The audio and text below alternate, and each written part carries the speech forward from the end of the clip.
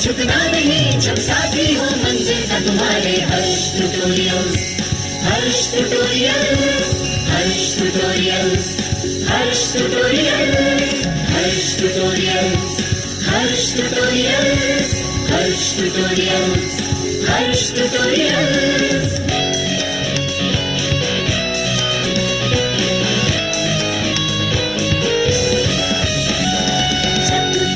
खुद पर भरोसा, जी जा तू लगा दे।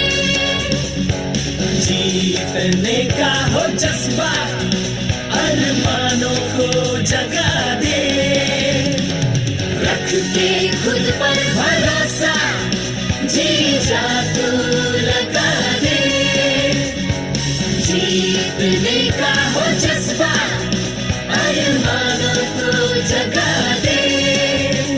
लड़ते रहो, बढ़ते रहो, जब साथी हो मंजिल का तुम्हारे। Harsh tutorials, Harsh tutorials, Harsh tutorials, Harsh tutorials, Harsh tutorials, Harsh tutorials, Harsh tutorials, Harsh tutorials. Guidance for excellence. Good evening, guys. Good evening. Good evening. Hello. So I'm audible. Okay. So if मेरा आवाज आपको आ रहा है and I am audible, then comment करके comment करना good evening ऐसे comment करना। और obviously this session is an interactive session. So फटाफट से कमेंट बॉक्स में कमेंट करने के लिए भूलना मत, तो ही पता चलेगा कि मैं सामने मेरे पब्लिक बैठा है, ऐसे ही कोई ज्वाइन करके नहीं रहना। यस, फटाफट से कमेंट बॉक्स में कमेंट करके उन्हें good evening, good evening. Yes, Preeti good evening, Aniruddh good evening, Vaidehi good evening, Vaidehi.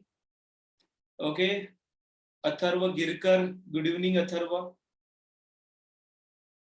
बाकी सारे member, Chaitali good evening, Sagarika madam good evening, Shreya Patil good evening. Yes, welcome to Harsh tutorial commerce process. Yes, Om good evening. अरे Om Leru, okay, तो already session attend किया था, I think so, offline session तो attend किया था। Okay, सिद्धि good evening, Sanika, yes good evening Sanika, great great great great. Okay, चलो। So हम लोग सेशन स्टार्ट करते हैं। पहले रूल बताता हूँ सेशन स्टार्ट करने से पहले। ऑब्वियसली आप जो लेक्चर अटेंड कर रहे हो, तो मैं ऐसे कंसिडर कर रहा हूँ कि आप आपके स्क्रीन के सामने घर पे बैठे हो, कोई भी बाहर घूमते घूमते लेक्चर नहीं अटेंड कर रहा है या सेशन नहीं अटेंड कर रहा है, और आप ऐसे बाहर घूमते घूमते सेशन को अटेंड कर रहे हो, तो कुछ समझ में नहीं आएगा और उतना सीरियसनेस नहीं होगा।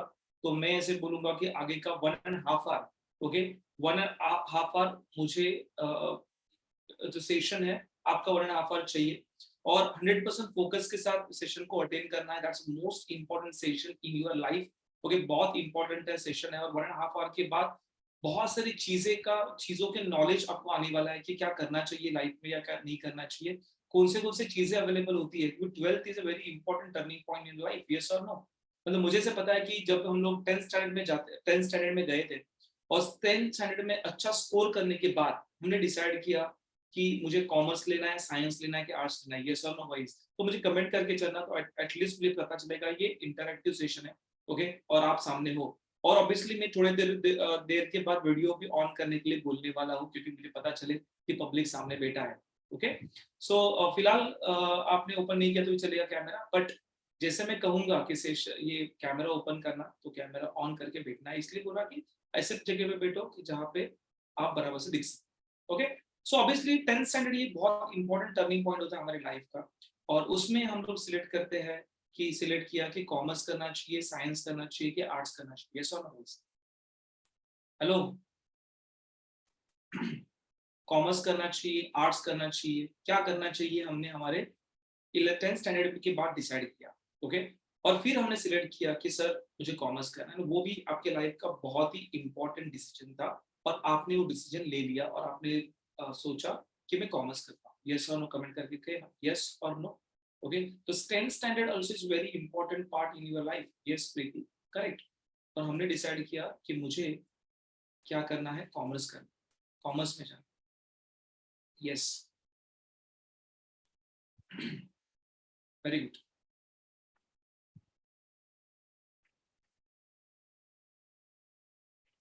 Very good. Okay. And then हम लोग डिसाइड किया कि हम लोग कॉमर्स करा और अपने 11th-12th कॉमर्स में स्पेंड किए. ओके, 2 साल आपने कॉमर्स का पढ़ाई किया, 11th स्टैंडर्ड कंप्लीट किया और उसी तरीके से अभी आपका 12th स्टैंडर्ड कंप्लीट हुआ. ये सब. और जैसा आपका 12 कंप्लीट हुआ अभी तक रिजल्ट आया नहीं है. रिजल्ट आया नहीं है. आई नो वेरी वेल कि रिजल्ट आया नहीं है, पर रिजल्ट आने के बाद आपका डिसीजन बहुत ही इंपॉर्टेंट है, या रिजल्ट आने से पहले भी डिसीजन बहुत इंपॉर्टेंट है कि आफ्टर 12 अभी क्या करना. देखो, अभी जो 12th स्टैंडर्ड के बाद डिसीजन लोगे ना, it's your important decision in your life. Life का बहुत ही इंपॉर्टेंट डिसीजन माना जाएगा, क्योंकि आपने ये डिसीजन बहुत लेट लिया या आपने डिसीजन नहीं लिया. जैसे नॉर्मल पब्लिक जा रहे हैं उसी तरीके से आप जाओगे तो 3 साल के बाद आप पछताने वाले. 3 साल. ओके, 3 साल के बाद ये दिक्कत होगा कि मैं कहाँ पे हूँ. 3 साल मेरे कहाँ पे गए. डिग्री के 3 साल की बात कर रहा हूँ, और अभी वो 4 साल का होने वाला डिग्री, वो बाद में हम लोग डिस्कस करेंगे. तो नॉर्मली 3 से 4 साल मैंने क्या किया, ऐसे आपके दिमाग में क्वेश्चन आने वाला. इसलिए अभी का 1.5 आवर ये आपके लिए बहुत ही इंपॉर्टेंट है. और इसमें मुझे ऐसा लगता है कि आपने बराबर से सोचा आगे एक पेन लेना और सारे डिटेल में लिख के रखना, ये क्या क्या मैं आज के लेक्चर में डिस्कस करेंगे. Clear? Shall we start? So commerce pro के सेशन के लिए स्टार्ट करेंगे. आवाज नहीं आ रहा है मेरा? आई think so I am audible. Yes और नो? जानवी को आवाज नहीं आ रहा है, पर आई think so I am audible. सबको वॉइस मेरा रिसीव हो रहा है कि बेटा? जरा कमेंट करके बताना तो मुझे पता चलेगा कि मेरा वॉइस आ रहा है. Yes Jahnavi, I think so मुझे सबके पास से कमेंट आ रहा है कि यस सर, कि आपका वॉइस आ रहा है. ओके, सो जानवी डिस्कनेक्ट करके वापस कनेक्ट करना. डिस्कनेक्ट करूं परत कनेक्ट कर. ओके, चलो. सो हम लोग स्टार्ट करेंगे हमारे सेशन के लिए कॉमर्स प्रो. ये सेशन हम लोग स्टार्ट करेंगे और ऑब्वियसली इसमें हम लोग क्या क्या करने वाले, क्या क्या देखने वाले हैं. देखो, 12th स्टैंडर्ड का एज, 12th स्टैंडर्ड के बाद की पीरियड जो जर्नी होती है ना, ये मोस्ट पावरफुल जर्नी होती है. इसमें आपने डिसीजन रॉन्ग लिए या करेक्ट लिए, लेना डिसीजन बहुत इंपॉर्टेंट. ओके, और वो आपने नहीं लिया तो आप बहुत पछताओगे 3 साल के बाद. ओके, चलो. तो मुझे बताओ, मैंने एक सवाल आपके सामने रखा है कि why you are here today. आज आप यहाँ पे क्यों? कोई कमेंट करके बता सकता है? चलो फटाफट से कमेंट करके बताओ कि आज आपने ये सेशन अटेंड करने का क्यों सोचा ऐसा कि नहीं सर ये सेशन अटेंड करना चाहिए. ओके सर, बहुत सारे अराउंड 60 to 70 स्टूडेंट ने कहा था कि यस सर हम लोग सेशन ये अटेंड करेंगे. तो उसमें से अराउंड 25 स्टूडेंट ने सेशन को अटेंड किया. ओके, यस और नो? तो कुछ ना कुछ तो सोचा रहेगा आपने. यस और नो गाइस? तो फटाफट से कमेंट करके बताना कि आपने क्या सोचा और आप क्यों ये सेशन अटेंड करना चाहते हैं. Right? So why are you here today. आज आप यहाँ पे क्यों? चलो फटाफट से कमेंट करके बताओ. और मैं आपके कमेंट की राह देख रहा हूँ. आप डायरेक्टली मैसेज मुझे कर सकते हो गाइडेंस के लिए. वेरी गुड अनिरुद्ध, गाइडेंस के लिए. ग्रेट अनिरुद्ध. यस, बाकी member please please please please, मुझे पता है आपको बोलना बहुत अच्छा लगता है, टाइप करना नहीं अच्छा लगता. व्हाट्सएप के ऊपर आप ज्यादा टाइप करते हो, जूम के ऊपर नहीं. प्लीज तो कमेंट करके बताना कि आप क्यों ये सेशन अटेंड करना चाहते हो. Why you are here today. आज आप यहाँ पे क्यों? सो अनिरुद्ध कह रहा है गाइडेंस के लिए. उसके बाद कुछ लोग कह रहे हैं कि सर मुझे आगे क्या करना है इसके बारे में थोड़ा सोचना है. ओके, कुछ लोग ऐसे कह रहे हैं कि सर 12th स्टैंडर्ड हो गया है, इसके बाद क्या करूं, कंफ्यूजन है. Okay great. और आई थिंक सो ऐसे ही सवाल आपके माइंड में रहेंगे. यस और नो गाइस? इफ यस है तो कमेंट करके यस करना. यस सर, हमारे माइंड में भी ऐसे ही क्वेश्चन है बाकी के लोग. तो ऑब्वियसली ये सवाल मैं बहुत सारे स्टूडेंट को पूछता हूँ कि सेशन स्टार्ट होने से पहले कि आप यहाँ पे क्यों. राइट? यस. तो ऑब्वियसली हम लोग को कॉमर्स प्रो बनना है.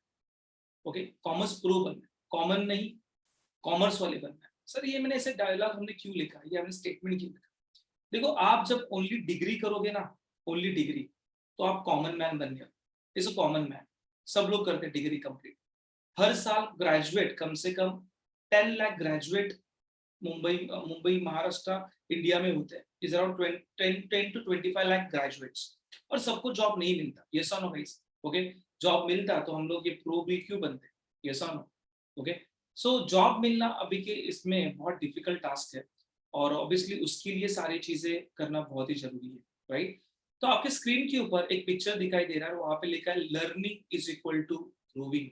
ओके, जितना पढ़ोगे उतना ग्रो करोगे, और जितना ग्रो करोगे उतना ही आप अर्न करोगे। Learning is equal to growing, and growing is equal to earning. Okay, जितना पढ़ोगे उतना ग्रो करोगे, और जितना ग्रो करोगे ना उतना ही पैसा बनाओ। और ऑब्वियसली पढ़ाई हम लोग क्यों करते हैं? एक तो इनर सेटिस्फेक्शन, एक पर्पस को फुलफिल करने के लिए, और दूसरा पैसा कमाने के लिए। Are you with me guys? Yes और नो गाइस? तो मुझे टाइप करके बताना, प्लीज कमेंट करना।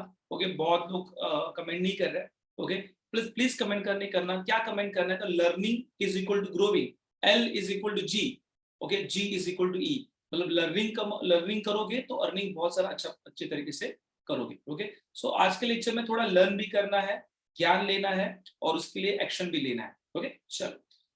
इन the globalisation world the organisation require the professional. Okay, इस जो ऑर्गेनाइजेशन है, ये कॉम्पिटिटिव एज है, ग्लोबलाइजेशन का एज है, यस सर?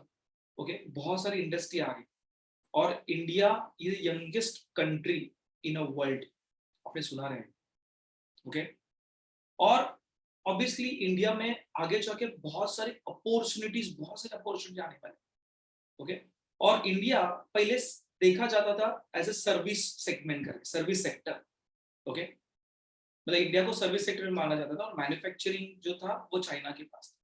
इंडिया की पॉपुलेशन तो बहुत बड़ी है, आगे जाके बहुत सारी इंडस्ट्री आने वाली है, और एक बड़ी इकोनॉमी इंडिया में आने वाली, और सारे ऑर्गेनाइजेशन को, बड़े बड़े ऑर्गेनाइजेशन को is required the professionals. Okay, professional की बहुत सारी रिक्वायरमेंट है। अरे read my point.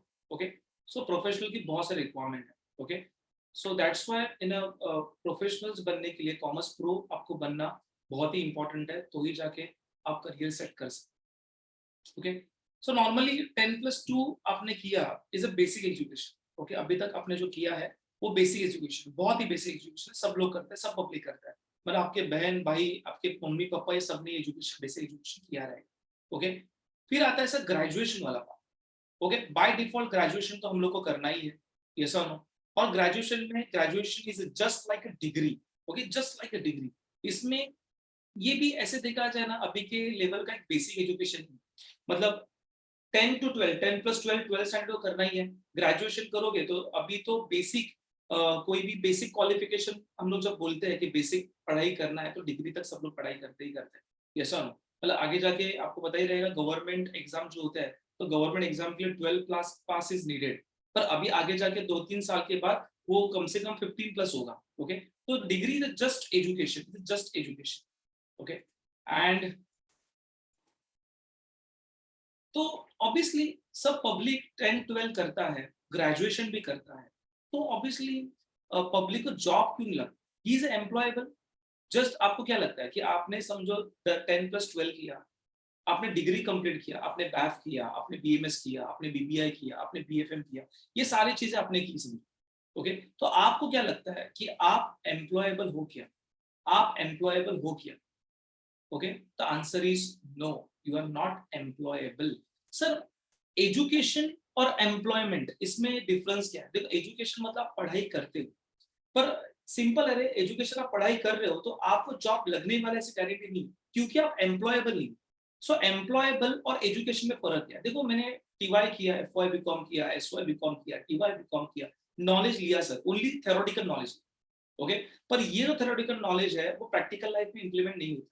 Practical approach थोड़ा सा अलग होता है, जब तक आप कोई प्रैक्टिकल चीजें नहीं करते तब तक आप एम्प्लॉयबल नहीं होगे। एक सिंपल सा मैं एग्जांपल बताता हूँ कि नॉर्मली जैसे आपने 11th-12th सीखने के लिए क्लासेस को फी दी, ये सर, ओके, क्लासेस में आपने फी भरी 11th-12th के लिए, और आपने 11th-12th का एजुकेशन लिया, एग्जाम भी दे दिया। ओके, बट जब टीवाई भी वैसे ही करोगे, एफवाई एसवाई टीवाई भी आप उसी तरीके से करने वाले, पर टीवाई खत्म होने के बाद जब जॉब के लिए जाओगे तो कुछ पब्लिक आता है मेरे पास कि सर जॉब चाहिए, तो वो क्या कहते हैं पता है कि सर पहले आप सिखाओ मुझे, फिर मैं करूंगा, जैसे आप बताओगे उस तरीके से मैं करने वाला।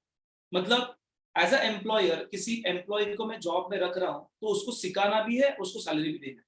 और ऐसे लोगों को सैलरी ज्यादा नहीं मिलता। ओके, सैलरी किसको मिलता है? जो नॉलेज वाइज स्ट्रांग हो, ओके, जॉब उसको मिलता है जो प्रैक्टिकली स्ट्रांग हो, ओके, सारी चीजें वो आराम से प्रोसेस में काम कर सकता है, ऐसे बंदे को ही जॉब मिलता है, वही बंदा एम्प्लॉयबल होता है। तो जस्ट आपने डिग्री किया तो ही इज नॉट एम्प्लॉयबल, उसका रीजन है कि लैक ऑफ रीजन है लैक ऑफ स्किल ट्रेनिंग, और हमारी डिग्री ये स्किल ट्रेनिंग नहीं देती। सो दैट्स व्हाई हम लोग को प्रोफेशनल डिग्री देखना बहुत ही इंपॉर्टेंट है, and this is professional degree जो होती है वो स्किल बेस्ड और एक्सपर्ट टूल्स होता है, एंड दैट्स व्हाई हम लोग आज के सेशन में ये सेशन अटेंड कर रहे हैं कॉमर्स प्रोफेशनल बनने, क्या बनने के लिए बेटा, commerce professional. So commerce pro means professional, right. So हम लोग को आगे जाके आप प्रोफेशनल आप बन गए तो आपकी लाइफ बहुत सिक्योर हो जाए, ओके। मतलब आगे आपको पीछे आपको मुड़ के देखना ही नहीं, आपने आपके लाइफ के 3 साल इन्वेस्ट किए तो समझ लेना आपके आगे के 30 से 40 साल आप बहुत ही एंजॉयबल लाइफ और अर्नर बहुत सारा पैसा बना सकते हैं, बहुत सारा पैसा कमा सकते हैं। इसलिए कॉमर्स प्रो बनना बहुत ही जरूरी है। Every organisation is need the various professionals, CA लगते हैं, सीए में लगते हैं, सीएस लगते हैं, कॉर्पोरेट लॉयर लगते हैं, एमबीए लगते हैं, एसीसीएस लगते हैं, ये जैसे बहुत सारे प्रोफेशनल लगते हैं, राइट। तो उसमें से आप कोई भी प्रोफेशनल कोर्स करो तो आप कंपनी के टॉप लेवल मैनेजमेंट जाओगे। आपको पता है उसी में आपने पढ़ा था कि देयर आर 3 लेवल्स, यस और नो, 3 लेवल होते हैं। एक होता है टॉप लेवल, दूसरा होता है मिडिल लेवल, तीसरा होता है लोअर लेवल, ओके। जो भी बैचलर डिग्री करता है ना, जो बंदा बैचलर डिग्री करता है ना, वो कहाँ पे काम करता है बेटा, लोअर लेवल पे काम करता है। मतलब जब आप only TY BCom, only TY BMS, आप ओनली टीवाई बीबीए और टीवाई बीएफएम इतने ही कोर्स करोगे, आप यही कोर्स करोगे ना, आप कहाँ पे काम करोगे बता बेटा, आप काम करोगे lower level is a bachelor. Clerical work is about the clerical work, okay, is not expertise. आपके अंडर कोई काम नहीं करेगा, आपके ऊपर कोई तो बॉस रहने वाला, ओके।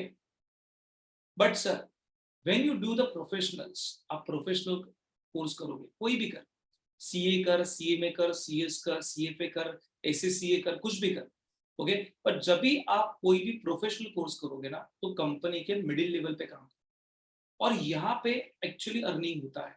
ये bachelor will be the labourer work, okay, आपके ब्रेन का काम नहीं होता, ओके, आपका दिमाग का काम नहीं होता, जो काम दिया है वो आपको करना है, ओके।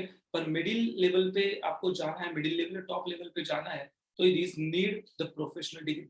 और जब तक आपके पास प्रोफेशनल डिग्री नहीं होगी, आप मिडिल लेवल पे नहीं आ सकते, आप बैचलर लोअर लेवल पे ही रहोगे, और ओके। और प्रोफेशनल के साथ थोड़ा एक्सपीरियंस ऐड ऑन हुआ तो आप जाओगे टॉप लेवल, और टॉप लेवल में ही एक्चुअली देखा जाए तो आपकी अर्निंग हो सकती है। कल ही, ओके, मैं थोड़ा एक मेरा पर्सनल एक्सपीरियंस आपके साथ शेयर कर रहा हूँ। कल ही मेरे एक दोस्त का फोन आया, ओके। फिलहाल जैसे हमने 1 साल डिग्री कंप्लीट की, ओके, उसका डिग्री का साल और मेरा डिग्री का ईयर टी वाई ये सेम था, राइट। और ऑब्वियसली डिग्री होने के बाद मैं 12 भी नहीं बोल रहा हूँ, I am talking about degree, okay. मतलब 11-12 आपको तो गाइड करने के लिए हम लोग हैं, हमारे जमाने में उतने भी नहीं। सो 11-12 होने के बाद हमने प्लेन बीकॉम किया, एफवाई एसवाई टीवाई, और उसके बाद भी थिंक कि गो for the professional, and obviously उस जमाने में फिर ऑब्वियसली जब टीवाई खत्म होता है ना, कि फिर बैंक के फॉर्म भरो, गवर्नमेंट के फॉर्म भरो, ये सब ऐसे बहुत सारे फॉर्म हम लोग भरते जाते। तो ऑब्वियसली उसने भी एक गवर्नमेंट का फॉर्म भरा, बैंकिंग कंपनी के फॉर्म भरा, सारस्वत बैंक का एक वैकेंसी आई थी, वो सारस्वत बैंक का उसने एप्लीकेशन भरा और एग्जाम भी दे दी, एग्जाम में पास भी हो गया, और ऑब्वियसली उस टाइम उसके पास ओनली बैचलर डिग्री, ओके। और उसने सीए में कोर्स भी ज्वाइन किया था, सीए में स्पेशली सीए में इंटर का ग्रुप 1 भी उसने क्लियर किया था सारस्वत बैंक में लगने से पहले। और जब भी उसको जॉब लगा, ऑब्वियसली उसके पास सीए में डिग्री नहीं थी, उसने सीए में इंटर का एक ग्रुप ओनली क्लियर किया, और ऑब्वियसली उसको जॉब लगा बीकॉम के बेस के ऊपर, ओके। और सारस्वत में उसने जॉब किया, पहला जॉब था ओनली अकाउंट ओपनिंग का काम करना, अकाउंट ओपनिंग का कम से कम 2-3 साल तो अकाउंट ओपनिंग का काम करना। उसके बाद उसने 8 से 9 साल इंटरनल एग्जाम दे के एमकॉम करके अभी वो ब्रांच मैनेजर तक गया, और अभी वो दिल्ली में। कल ही उसका फोन आया और मुझे कह रहा है कि हर्षद अभी 2 जो पोस्ट है वो मुझे मिल जाएंगे मेरे एक्सपीरियंस से, जो मैं मेहनत कर रहा हूँ, जिस डेडिकेशन से मेहनत कर रहा हूँ, जो कंपनी की बैंक के इंटरनल जो एग्जाम्स होती है वो एग्जाम पास होके मैं आगे तक जाऊंगा, ये मुझे पता है। पर उसके आगे 2 पोस्ट के आगे हायर लेवल या टॉप लेवल पे मुझे जाना है, तो कंपलसरी मुझे प्रोफेशनल डिग्री होना मेरे पास बहुत इंपॉर्टेंट है। क्योंकि मैं ऑब्जर्व कर रहा हूँ कि जो भी टॉप लेवल पे है ना, एक तो वो सीए है, एक तो वो सीए में है, एक तो उन्हें सीएस है, या अच्छे कॉलेज से उसने एमबीए किया है, अच्छे कॉलेज से, और उनके पास एक्सपीरियंस है। ऐसे ही बंदे टॉप लेवल पे और मेरे पास कोई भी प्रोफेशनल डिग्री नहीं है और मुझे उस टीम में जाना है, तो क्या करूं? अभी तू मुझे बता, मतलब अभी उसका एज कितना है सर? अभी उसका एज 32। अभी आपका एज कितना है? अभी आपका एज अराउंड 17 है। समझ में आ रहा है मैं क्या बोल रहा हूँ? तो एज ऑफ 31 में रियलाइज होता है कि सर, तभी एज ऑफ 17 में मुझे करना चाहिए था और मैंने नहीं किया बिकॉज ऑफ समथिंग रीजन, कुछ भी रीजन हो सकता है, राइट? पर ये रियलाइजेशन स्टेज आता है एज ऑफ 31, 32, 33, कम से कम 12 से 15 साल के बाद। और मैं आपको डिस्कस कर रहा हूँ अभी, ओके, इज एज ऑफ 17। और यहाँ पे आपने बहुत बड़ा डिसीजन ले लिया तो समझ लेना आगे की लाइफ बहुत सिक्योर हो सकती है। और ऑब्वियसली द वर्ल्ड, जो वर्ल्ड है, is about the competitive world. ये सब मतलब ऐसे नहीं कि आपने कोई प्रोफेशनल कोर्स किया तो आप सस्टेनेबल रहोगे, नहीं, आपको कंटिन्यूसली सीखते जाना है। मैंने पहले ही बोला, okay, learning is equal to growing and growing is equal to earning. Okay, जितना आप पढ़ोगे उतना ज्यादा ग्रो करोगे, और जितना आप ज्यादा ग्रो करोगे उतना ही ज्यादा कमाओगे। अरे गेटिंग माय पॉइंट? ओके, चलो देखते हैं कि इस कॉमर्स प्रो में आपको क्या क्या मिलने वाला है। तो इसलिए हम लोग को कॉमर्स प्रो बनना हमारे लिए बहुत ही इम्पोर्टेंट बात है। Okay, yes sir. तो हम लोग देखते हैं वन बाय वन कि कॉमर्स प्रो में हम लोग क्या क्या चीजें देखने वाले हैं, क्या क्या चीजें करने वाले हैं। Okay, let's see the next slide about the CA. Okay, chartered accountant C, सबसे प्रोफेशनल डिग्री की हाईएस्ट डिग्री, जो बहुत ही इंपॉर्टेंट डिग्री मानी जाती है प्रोफेशनल, इस professional course. Okay, and obviously CA की जर्नी बहुत बड़ी जर्नी होती है। ऑब्वियसली ऐसे देखा जाए तो उतने लेवल का पैसा भी आप कमाते हो जब you became the chartered accountant, right? And is the highest post in finance field, right? तो ये सीए कोर्स आपको करना है, तो सीए कोर्स में क्या क्या करना चाहिए, क्या क्या होता है, ये सारी चीजें हम लोग देखेंगे। सो सीए का फुल फॉर्म है चार्टर्ड अकाउंटेंट।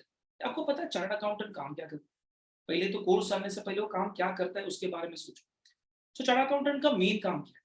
तो चार्टर्ड अकाउंटेंट का मेन काम है ऑडिट करना। ओके, देखो, जैसे कोई बंदा इनकम अर्न करता है और इनकम अर्न करने के बाद, पैसा कमाने के बाद गवर्नमेंट को टैक्सेस पे, यस और नो? तो अभी गवर्नमेंट बोलता है कि यार इतने सारे लोग जो इनकम कमा रहे हैं तो उनके ऊपर ध्यान रखना is not possible. Okay, each and every बंदा कितना इनकम कमा रहा है, वो इनकम दिखा रहा है कि नहीं दिखा रहा, ओके, ये देखना गवर्नमेंट के लिए पॉसिबल नहीं है। ईच एंड एवरी इंडिविजुअल के पास जाना और चेक करना, यस और? तो ऑब्वियसली चार्टर्ड अकाउंटेंट क्या करता है? चार्टर्ड अकाउंटेंट आपको हेल्प करता है आपके इनकम को कंप्यूट करने के। वो देखता है कि बाबा तेरा इनकम कितना है, पूरे साल में तेने इनकम कितना कमाया और कितना टैक्स तुझे पे करना है, कितना टैक्स आप पे करोगे, वो सारी चीजें चार्टर्ड अकाउंटेंट करते हैं, राइट? प्लस कोई कंपनी ने बोला कि मेरा प्रॉफिट है ना 5 लाख रुपए प्रॉफिट है, तो ऑब्वियसली गवर्नमेंट बोलता है साला 5 लाख प्रॉफिट कैसे? ओके, प्रूव करके बता।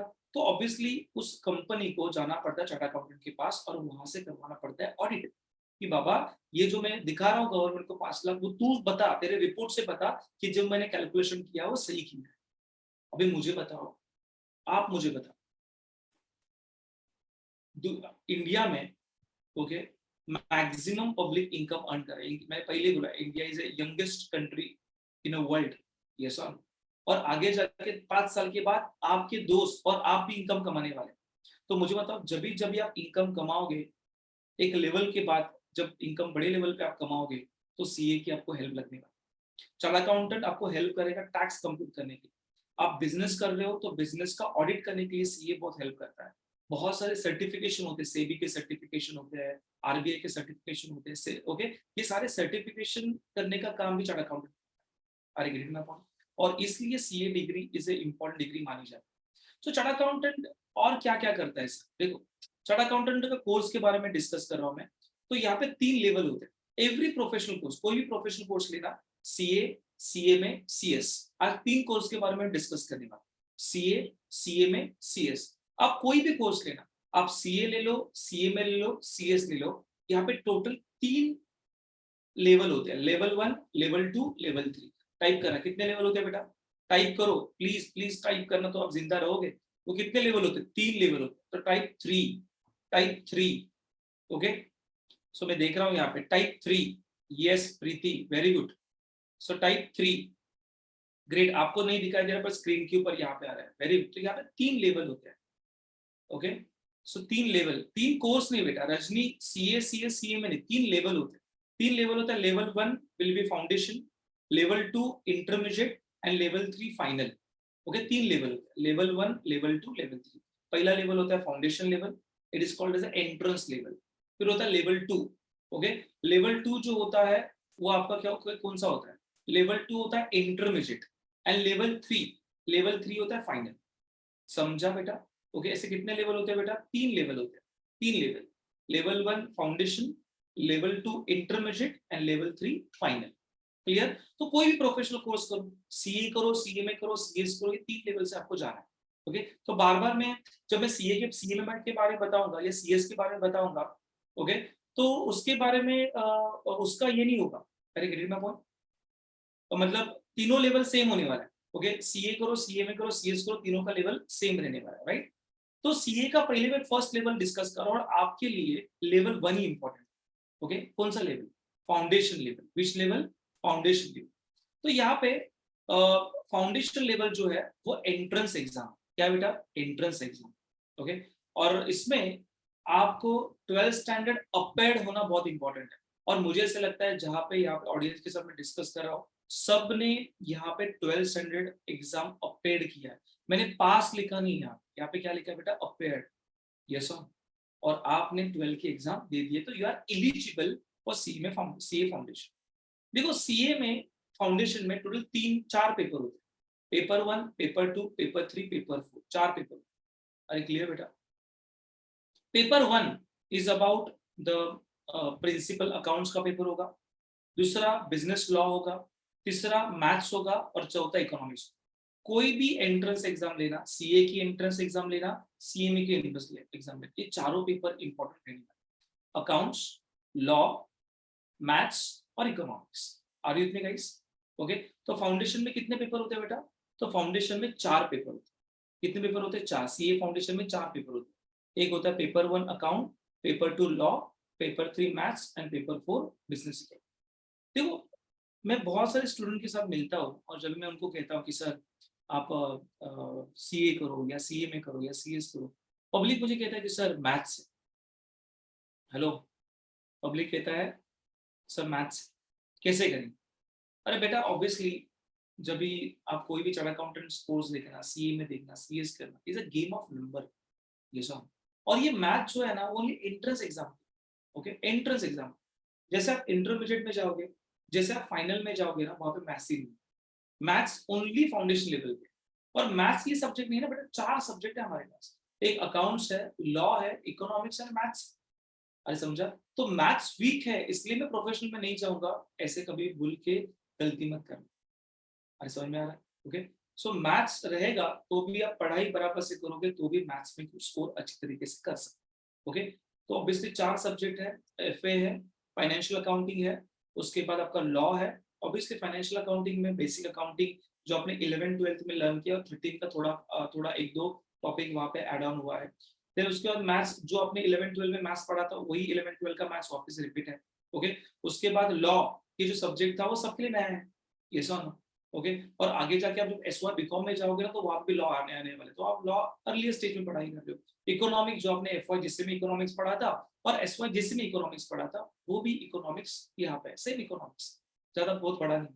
तो ये सारे सब्जेक्ट आपके लिए नोन है, कोई भी नया सब्जेक्ट आप सीखोगे नहीं। जब आप सीए में इंटरमीडिएट या सीए इंटरमीडिएट या सीएस एग्जीक्यूटिव में आप जाओगे ना, तभी आप नए चैप्टर लर्न करने वाले, तब तक आप नए चैप्टर लर्न नहीं करोगे, जो ऑलरेडी आपने पढ़ा है उसके ऊपर ही टेस्ट होगा, राइट। तो 4 पेपर है, paper 1, paper 2, paper 3, paper 4, okay, yes. दूसरा एक है रिटन एग्जाम। ये एग्जाम कैसी होती है, देखो यहाँ पे एग्जाम दो टाइप है, जो पेपर 1 पेपर 2 है। सर पेपर 1 पेपर 2 क्या था? अकाउंट्स का पेपर, लॉ का पेपर। अकाउंट्स का पेपर और लॉ का पेपर जो रहेगा वो रिटर्न रहेगा, आपको लिखना है जैसे आपने 12 का पेपर कैसे लिखा उस तरीके से लिखना है, नो नेगेटिव मार्क। ओके, पर पेपर 3 पेपर 4 में पेपर 3 क्या था? बिजनेस मैथमेटिक्स और बिजनेस इकोनॉमिक्स। तो business mathematics and business economics ये कौन सा बेस होगा? ऑब्जेक्टिव बेस होगा। कैसे होगा बेटा? ऑब्जेक्टिव टाइप क्वेश्चन होगा और नेगेटिव मार्किंग होगी। मतलब 4 गलत हो गया तो 1 मार्क्स आपका जाने वाला है, 4 गलत हो गया 1 जाने वाला है। Clear? So paper 1 paper 2 return है, पेपर 3 पेपर 4 क्या? ऑब्जेक्टिव है। चलो टाइप करके बताओ मुझे कमेंट बॉक्स में, पेपर 1 कैसे है, पेपर 1 पेपर 2 क्या है? तो रिटर्न करके टाइप करना या डब्ल्यू टाइप करके भी चलेगा। पेपर 1 पेपर 2 क्या है? रिटर्न है। और पेपर 3 एंड पेपर 4 क्या है? ऑब्जेक्टिव है। पेपर 1 एंड पेपर 2 क्या है? डब्ल्यू रिटर्न करके टाइप करना, और पेपर 3 एंड पेपर 4 ऑब्जेक्टिव है तो ओ करके टाइप करना, तो मुझे पता चलेगा कि आप मेरे साथ हो। Okay, very good Ayush, Rajni, very good, great. Shreyas, very good. Paper 3 paper 4 objective है, पेपर 1 पेपर 2 क्या है? रिटर्न है।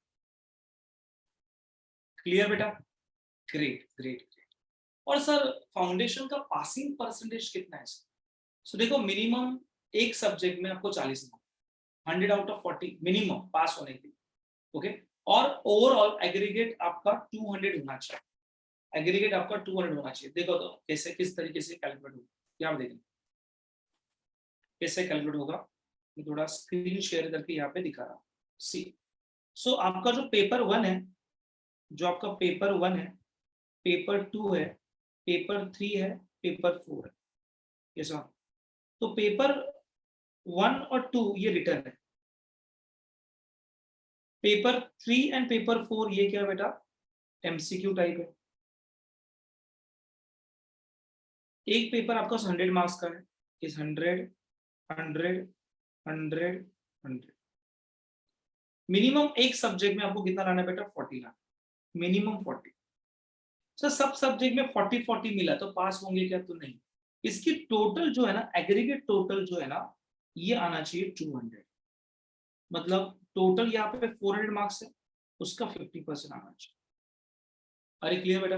अभी फॉर एग्जांपल मैथ्स कहाँ पे है सर? मैथ्स समझो यहाँ पे है सर, ये मैथ्स।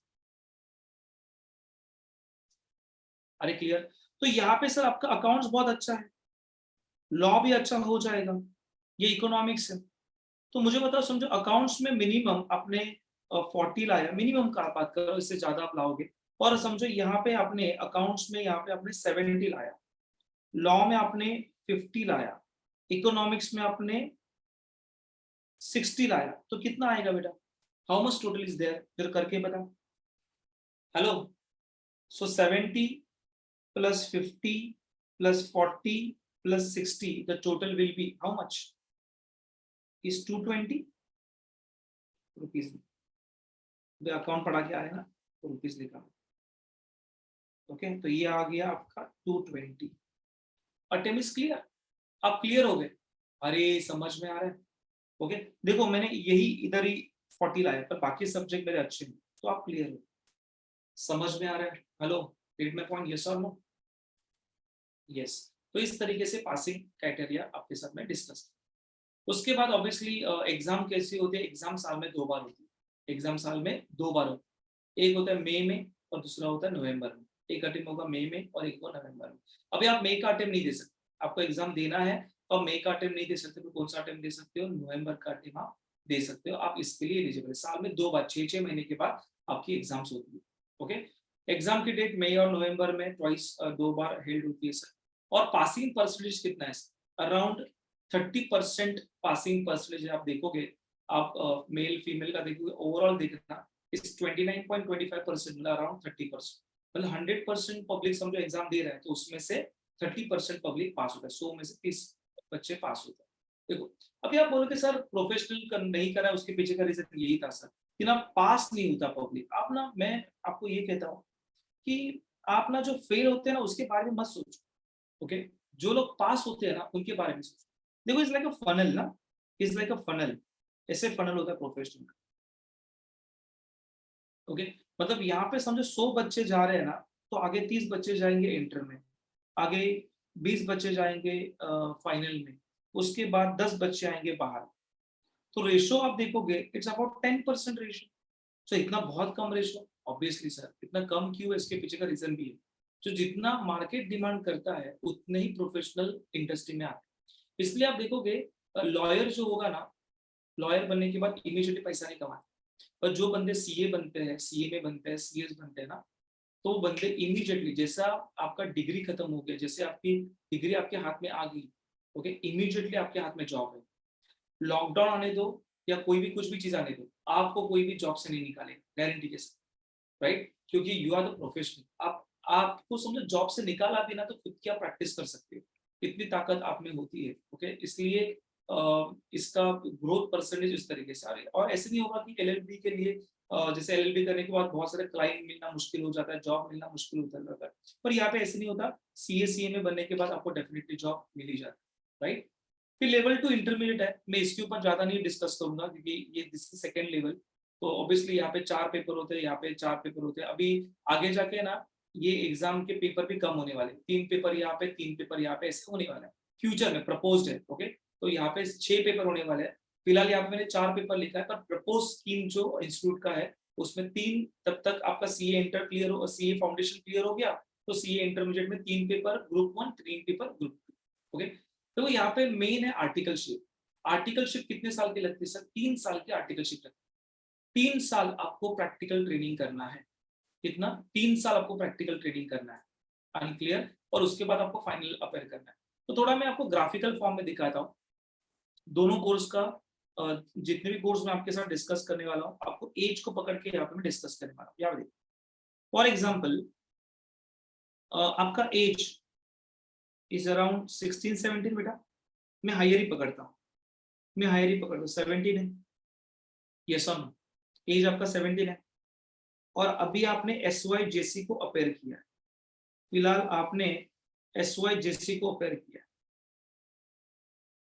यस और नो, और ये साल है 2013, क्या बेटा? 2013, ओके। आपने 2013 नवंबर 2013 को आपने सीए फाउंडेशन दिया,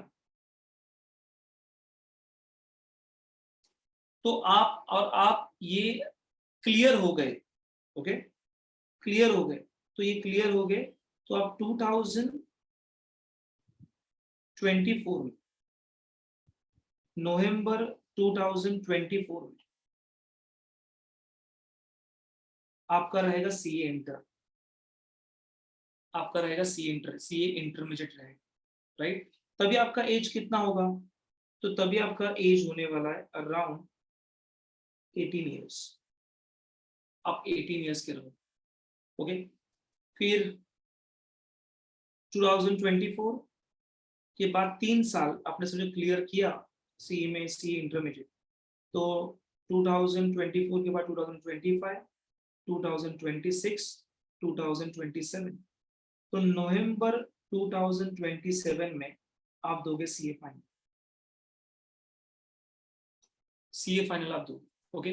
मतलब आपका एज क्या रहेगा? This is age is 19, age is 20 and age is 21। Are you with me guys? Okay, तो नवंबर 2027 आपका सीए फाइनल, और आप बराबर से ऑब्जर्व करोगे सर बेटा, आप जब ये जो पीरियड रहेगा ना, यहाँ पे आपका एफवाई होने वाला है, फिर एफवाई बीकॉम होने दो या एफवाई बैक होने दो, ये साल में आपका रहेगा एसवाई बीकॉम या एसवाई बैक, ये साल में रहेगा आपका टीवाई बीकॉम एंड टीवाई, और आपके एज ऑफ 21 में आपके पास रहेगी सीए की डिग्री। ऑब्वियसली मेहनत भी उसी लेवल का है, जितना मैं कह रहा हूँ उतना इजी नहीं है, आपको मेहनत करना है, पढ़ाई करनी है, अरे क्लियर। पर आप पकड़ना, चलो एज ऑफ 22 तक, 21 टू 22 तक आपका सीए हो जाएगा, तो आपकी डिग्री भी हो जाएगी, और डिग्री के बाद इमीडिएटली आपके हाथ में सीए डिग्री होने वाली है। Is very important point of, समझ में आ रहा है? Hello, okay. ऑब्वियसली मैंने एज 22 ही पकड़ना, हाईएस्ट पकड़ना, बिकॉज यहाँ पे मैंने 3 महीने का रिजल्ट का पीरियड, ओके, वो मैंने काउंट नहीं किया है, ओके, वो छोड़ के मैं काउंट कर रहा हूँ बिकॉज ये November attempt is goes to June also, right. चलो, तो ये अबाउट द सीए है, सीए कोर्स के बारे में है, तो जो हमने देखा, क्लियर, यस।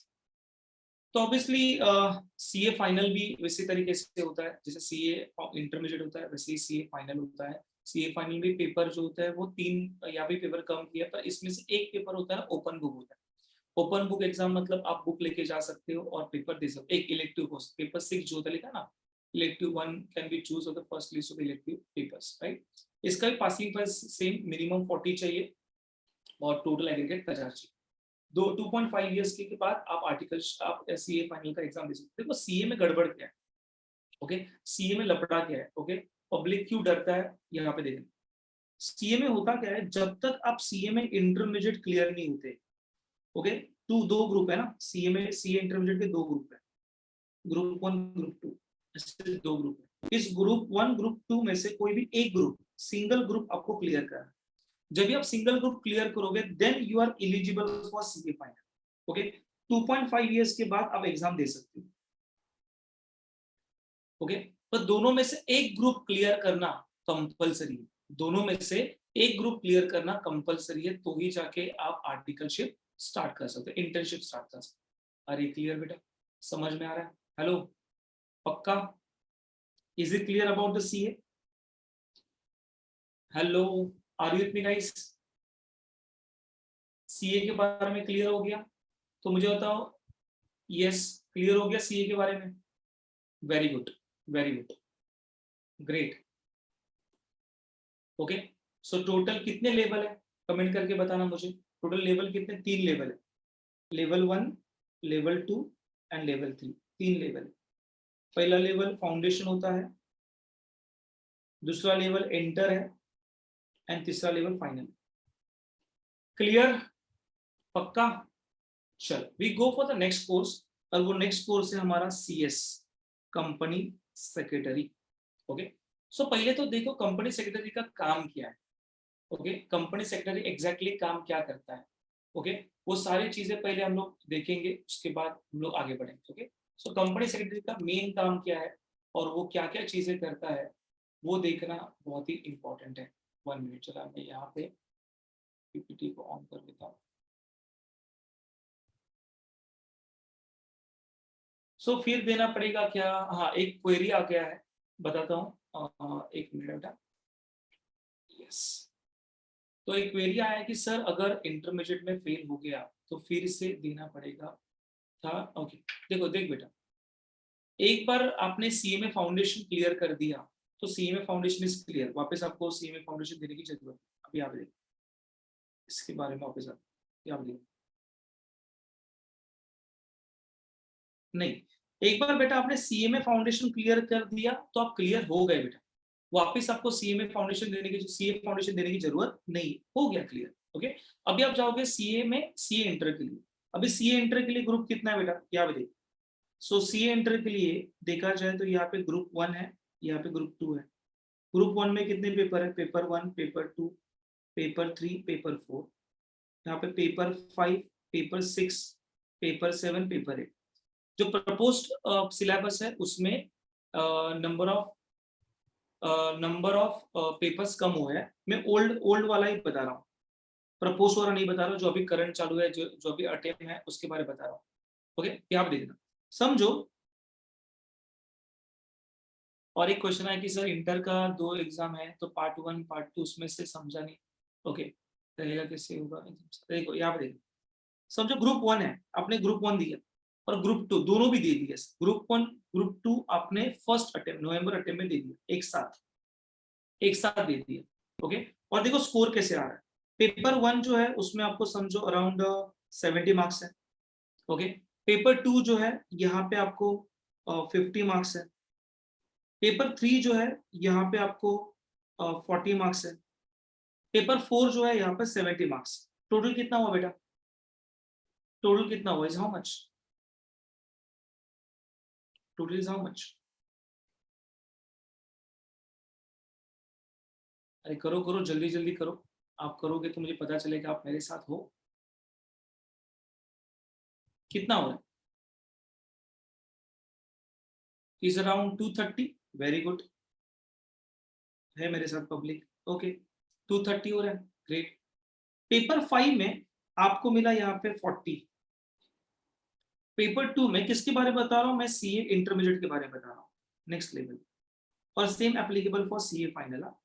सेम एप्लीकेबल होगा सीए फाइनल के लिए, सीए इंटरमीडिएट सीए फाइनल के लिए सेम. यहाँ पे मिला 40, यहाँ पे मिला आपको 60, यहाँ पे मिला आपको 40, ओके, और यहाँ पे मिला 40. टोटल कितना हुआ बेटा? टोटल कितना हुआ?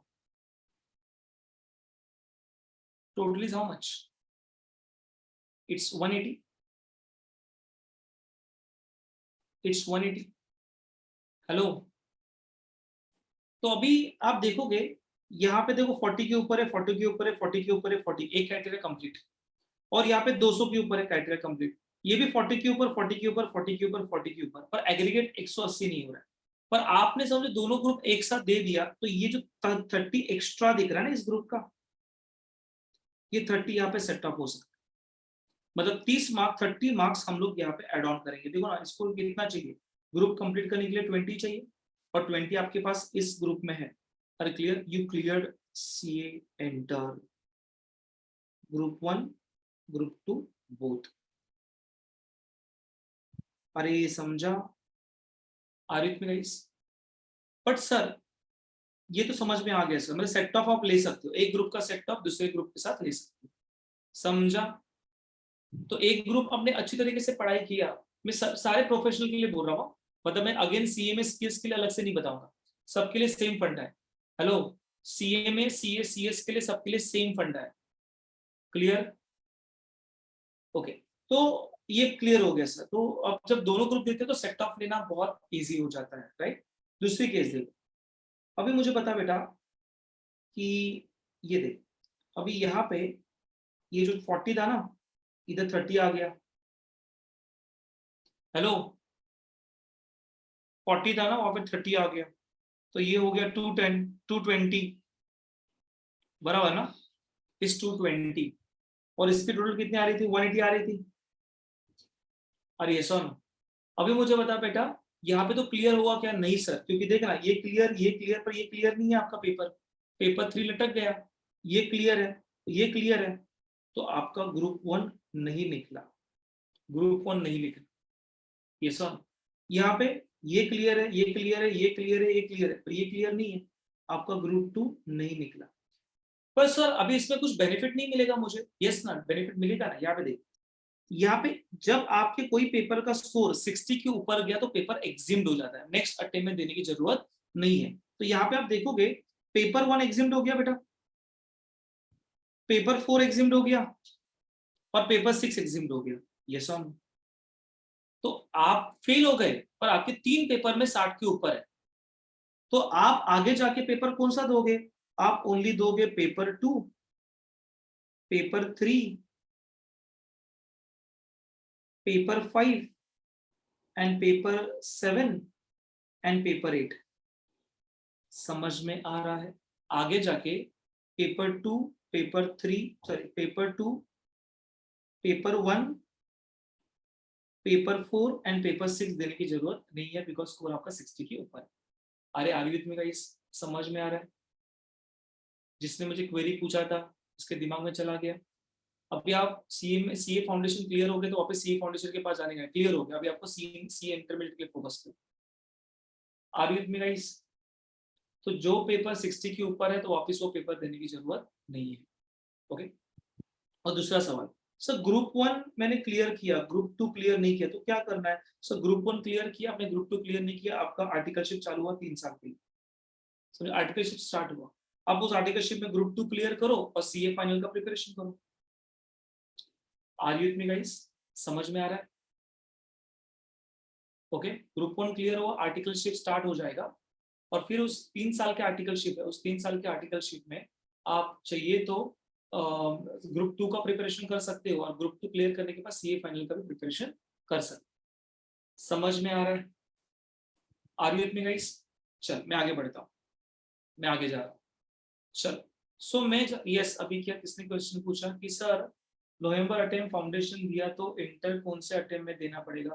तूने नवंबर अटेम्प्ट दिया तो नेक्स्ट अटेम्प्ट तेरा नवंबर आएगा बेटा, ये दिखा ना मैंने, ये देख, तूने नवंबर को अटेम्प्ट दे दिया तो नेक्स्ट अटेम्प्ट तेरा नवंबर रहेगा, नवंबर 2020। आयुष बोल रहा एग्जामिशन वाला थोड़ा समझा नहीं। अरे बेटा 60 के ऊपर गया ना तो वो पेपर देने की जरूरत नहीं है, समझ में आ रहा है? 60 के ऊपर गया तो पेपर देने की जरूरत नहीं है आयुष। सर 1 साल का गैप रहेगा, रहेगा यस 1 साल का गैप रहेगा। 8 महीना प्रिपरेशन के लिए लगता है बेटा, हर लेवल पे नहीं, फाउंडेशन और इंटरमीडिएट के लिए 1 साल का गैप, इंटरमीडिएट और फाइनल के लिए 2.5 ईयर का गैप, समझा? और ये अभी आर्टिकलशिप भी कम होने वाला है, प्रपोज सिलेबस 3 साल ना, आई थिंक से 2 साल में होगा। क्लियर? चलो we go for the next, फिर क्वेश्चन आंसर बाद में। हम लोग सीएस के पास जाते हैं सर। सीएस में 3 लेवल है, अगेन यहाँ पे 3 level, CS WT entrance exam, CS executive enter level and CS professional final level. 3 exam, 3 level, again CS WT, CS executive, CS professional, okay 3 level है। ओके सो सीएस ऑब्वियसली जैसे same criteria सबके लिए same, आपका 12th standard होना बहुत जरूरी है, या 12th स्टैंडर्ड अपग्रेड होना बहुत जरूरी, रिजल्ट नहीं आया तो भी चलेगा पर अपग्रेड होना बहुत जरूरी है। 3-4 पेपर है, पेपर 1, पेपर 2, पेपर 3, पेपर 4, उधर भी 4 पेपर थे, paper 1, paper 2, paper 3, paper 4। So paper 1 business communication, paper 2 logical reasoning और थोड़ा मैथ्स भी है, paper 3 economics and paper 4 current affairs, right? तो पासिंग परसेंटेज सिंपल है इसके, और obviously is about the theoretical, यहाँ पे प्रैक्टिकल पार्ट बहुत कम होता है, और सीएस में मैक्सिमम लॉ के बारे में होता है। पहले इसके कोर्स के बारे में बताओ, इसका मेजर इंपॉर्टेंट क्या है? देखो कंपनी सेक्रेटरी का इंपॉर्टेंस क्या है, कंपनी सेक्रेटरी नॉर्मली कंपनीज में काम करते हैं या खुद का सेल्फ प्रैक्टिस भी कर सकते हैं, राइट? तो इनके पास ये कंपनी ऑडिट कर सकते हैं, कंपनी ऑडिट कर सकते हैं पर टैक्स ऑडिट नहीं कर सकते, ओके? इंटरनल ऑडिट कर सकते हैं पर टैक्स ऑडिट कर नहीं सकते, जीएसटी ऑडिट नहीं कर सकते, राइट? सीएस जो होता है वो कंपनी के मोस्ट ऑफ दी कंपनी के कॉर्पोरेट अफेयर्स में काम करता है, शेयर होल्डर के साथ डील करना, इन्वेस्टर के साथ डील करना, डायरेक्टर के साथ डील करना, यस एम्प्लॉय के साथ डील करना, कोई भी शेयर इशू करना है तो उसके बारे में, is about the share market and is about share. SEBI regulation बहुत ज्यादा है, बिजनेस लॉ इसमें ज्यादा है, लेबर लॉ ज्यादा है, कॉर्पोरेट लॉ इसमें ज्यादा है। CS is about the law, okay, is about the business law, corporate law, industrial law, labour law, okay? यही आपको मैक्सिमम पढ़ाई, लॉ की पढ़ाई ज्यादा करनी है, ओके?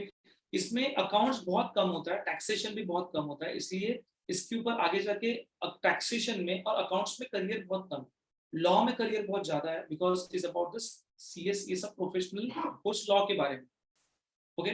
सो ऑब्वियसली इसकी एग्जाम कैसी होती है बेटा? इसकी एग्जाम होम बेस्ड एग्जाम है। कैसी है बेटा? Home based. CA exam centre based, आपको सेंटर में जाके एग्जाम देना है, राइट? सीएस होम बेस्ड है, घर पे एग्जाम देना है, राइट? और ऑब्वियसली एमसीक्यू बेस्ड एग्जाम है, no negative marking, okay?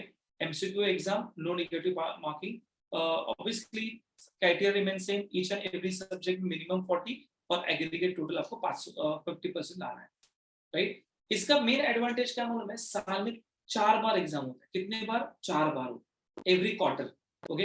Every quarter. जैसे सीए के एग्जाम साल में 2 बार होता है, 6-6 महीने के बाद, उसी तरीके से सीएस के एग्जाम साल में 4 बार होता है। एक होता है जनवरी में, एक होता है मई में, तीसरा होता है जुलाई में, और चौथा होता है नवंबर में। आपको सीएस करना है तो आप जुलाई अटेम्प्ट ट्राई कर सकते हो, जुलाई की एग्जाम आप ट्राई कर सकते हो, और नवंबर की एग्जाम भी ट्राई कर सकते हो। जुलाई आराम से सिलेबस, अप्रैल में जून में सिलेबस खत्म हो जाता है, यू कैन गिव आराम से, आप जुलाई के एग्जाम अपेयर कर सकते हो, राइट? ओके। और obviously every Saturday Sunday exam जो होती है ऑफलाइन ऑनलाइन मोड से होगी, होम बेस्ड एग्जाम होगा, घर से ही आपको एग्जाम देना। ऑब्वियसली लैपटॉप के ऊपर देना, मोबाइल के ऊपर नहीं देना, लैपटॉप के ऊपर आपको देना है, मोबाइल के ऊपर देना नहीं है। और ऑब्वियसली फर्स्ट सैटरडे, जनवरी के फर्स्ट सैटरडे में, मई के first Saturday, first of Saturday, जुलाई का फर्स्ट ऑफ सैटरडे एंड नवंबर का फर्स्ट सैटरडे, जिस मंथ का पहला सैटरडे आएगा उस टाइम वो एग्जाम होने वाले, एमसीक्यू बेस्ड। इसका पासिंग परसेंट देखा जाए तो अराउंड 67% पासिंग है, मतलब जैसे सीए का पासिंग 30% बोला, सीएस का passing around 67% passing percent. Clear? CS executive में सेम 4 पेपर, इधर भी 4 पेपर। आप ऑब्जर्वेशन करोगे ना, सब जगह लॉ दिखेगा आपको, general law, company law, labour law, और यहाँ पे देखो पेपर 4 अकाउंट्स लेवल 2 में, यहाँ पे कैपिटल मार्केट मतलब शेयर मार्केट आ गया, सब आ गया, कैपिटल मार्केट सब आ गया, शेयर मार्केट आ गया, उसके बाद डेथ मार्केट आ गया, मनी मार्केट आ गया, देन सिक्योरिटी लॉ है यहाँ पे, देन आपका economics commercial intellectual property laws है एंड टैक्स लॉज है। देखो टैक्स लॉ ये थ्योरी प्लस प्रैक्टिकल है, और यहाँ पे देखो एक ही अकाउंट है, अकाउंट बहुत कम है, maximum is about the law, आप देखोगे लॉ ही आपको मिलेगा। सेम क्राइटेरिया मिनिमम फॉर, यहाँ पे देखो एग्जीक्यूटिव रिटर्न है, एग्जीक्यूटिव ये रिटर्न एग्जाम है, जैसे सीए के एग्जाम रिटर्न होते हैं वैसे सीएस के भी एग्जाम रिटर्न होते हैं एग्जीक्यूटिव लेवल। ओके, और ऑब्वियसली यहाँ पे जैसे सीए में 3 साल की आर्टिकलशिप जरूरी है, यहाँ पे 21 मंथ की आर्टिकलशिप जरूरी है। ओके, सीए में कितना आर्टिकलशिप चाहिए, 3 साल की आर्टिकलशिप चाहिए सीए में, सीएस के लिए 21 मंथ की आर्टिकलशिप चाहिए। तो ये सीएस के अंडर भी कर सकते हो, या कोई भी कंपनी में इंडस्ट्री कॉर्पोरेट ट्रेनिंग भी ले सकते हो, राइट। एग्जाम ऐसे होती है। फिर सीएस प्रोफेशनल होता है, सीएस प्रोफेशनल में देखोगे तो ड्राफ्टिंग आएगा, दिख रहा है, ड्राफ्टिंग लिखना है, लेटर ड्राफ्टिंग आएगा, देन लेटर ड्राफ्टिंग है, देन इन्वायरमेंटल सोशल गवर्नेंस है, कंप्लायंस है। ओके, अगेन यहाँ पे इलेक्टिव पेपर आने वाला है, ओपन बुक रहने वाला है, स्ट्रेटेजिक मैनेजमेंट कॉर्पोरेट फाइनेंस यहाँ पे आपको मिलने वाला paper 5 is very easy, FM है। Okay, and corporate restructuring evaluation, तो ये प्रैक्टिकल है, पेपर 5 पेपर 6 इज प्रैक्टिकल, बाकी सब theoretical. Clear is about the law. Are you with me guys? Okay, तो CS also is very easy course. Okay, जहाँ पे numbers आपको अच्छे नहीं लग रहे हैं, okay, आपको नंबर के साथ अच्छा नहीं लगता, पर आपको आपकी लैंग्वेज के ऊपर ज्यादा कमांड, इंग्लिश लैंग्वेज के ऊपर ज्यादा कमांड है। ओके, तो you can go for the law, मतलब आप लिख सकते हो, प्रेजेंट कर सकते हो, बिकॉज अल्टीमेटली लॉ को अंडरस्टैंड करना मतलब लैंग्वेज अंडरस्टैंड करने जैसी बात है। तो आपका इंग्लिश बहुत अच्छी तरीके की कमांड है, आप अच्छी तरीके से लिख पाते हो, तो CS is very important, CS के पास जा सकते हैं, बिकॉज CA और CMA के लिए नंबर का game is about the number.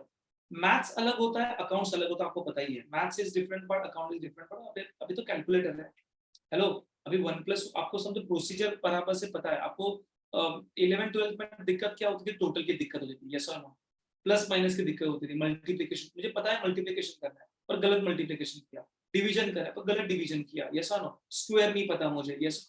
पर सर जैसे आप 12th पास आउट करते हो, कोई भी प्रोफेशनल करो या डिग्री करो, आपके हाथ में क्या आ जाता है, कैलकुलेटर आ जाता है। Are you clear? तो कैलकुलेटर से भी कैलकुलेशन कर सकते हो, तो ऐसे नहीं है कि सर मुझे ये पता है, प्रोसीजर मुझे पता है, तो आराम से कोई भी एग्जाम दे दो, कोई भी इंटरेस्ट दे दो, आपको क्या लग रहा है इधर से, ये बहुत इंपॉर्टेंट है। Clear? Okay, so we go for the next. Okay, CS executive में किसी को डाउट रहेगा तो बोल देना। ओके, क्योंकि मेरे पास टाइम बहुत कम है और मैं आगे जा रहा हूँ सीएमए के पास। ओके, कॉस्ट मैनेजमेंट अकाउंटेंट के पास। देखो सीए और सीएमए, ये सीए और सीएस ये ना बहुत फेमस डिग्री है, सुनो गाइस। ओके, सबको पता है। ओके, सीएमए के बारे में किसी को पता नहीं, और आज मेरा मेन फोकस सीएमए भी होगा, बिकॉज क्योंकि अवेयरनेस नहीं है, पब्लिक को पता ही नहीं है कि ये कोर्स होता क्या है। सीए और सीएस के बारे में बहुत सारे पब्लिक आपको बताएगी, डिटेल में बताएगी, और इसके बारे में कोई भी आपको नहीं बताएगा, इसलिए इसके ऊपर मैं ज्यादा टाइम स्पेंड करने। ओके, चलो, सो सीएमए का फुल फॉर्म क्या है? Cost management accountant. कौन बेटा? Cost management. अभी तक हमने क्या देखा? अभी तक 2 कोर्स देखे प्रोफेशनल के, इंडियन प्रोफेशनल के 2 कोर्स देखे, एक देखा सीए, एक देखा CS. Hello, CS is about the law, CA is about the taxation, CA is about the audit, CA is about the accounts. Yes. What about the CMA? Cost management accountant क्या हो? मुझे बताओ, for example ये मेरे हाथ में यहाँ पे क्या दिख रहा है, ये क्या है? कमेंट करके बता, ये क्या है?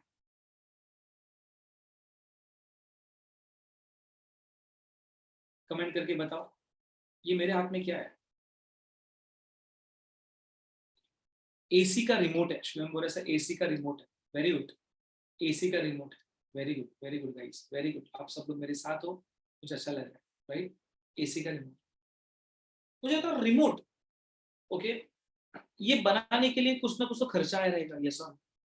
मैं सीए में डिटेल में बता रहा हूँ, क्योंकि जब सीए के बारे में सबको पता है, सीएस के बारे में सबको पता है, क्या एग्जैक्टली वो लोग काम करते हैं ये भी पता है। सीए में ये जो है ना, बहुत सारे टीचर को भी नहीं पता, बहुत सारे टीचर को भी नहीं पता, इसलिए सीएमए के बारे में डिटेल दे रहा हूँ। तो ऑब्वियसली ये जो प्रोडक्ट है उसके सेलिंग प्राइस होगी। ओके, तो ये रिपोर्ट 100 रुपए में बेच रहा हूँ, सेलिंग प्राइस विल बी 200, पर मुझे बताओ, 200 रुपए में बेच रहा हूँ तो मैंने 200 रुपए बनाया रहेगा क्या रे? तो डेफिनेटली नॉट, 200 में नहीं बनाया रहेगा।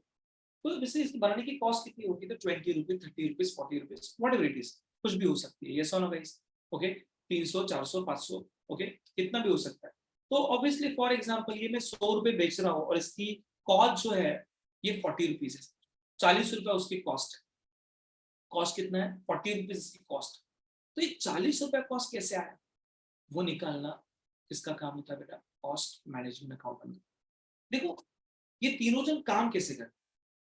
कॉस्ट मैनेजमेंट अकाउंटेंट आपको ना दिखाई नहीं देगा, दिखाई नहीं देगा। जैसे सीए दिखाई देता है, सीएस दिखाई देता है, पर सीए में आपको दिखाई नहीं देती। क्यों नहीं दिखाई देता मालूम है? बिकॉज ये पिक्चर के जो हीरो होते हैं ना उसके पीछे बैक एंड वाले काम वाले लोग होते हैं।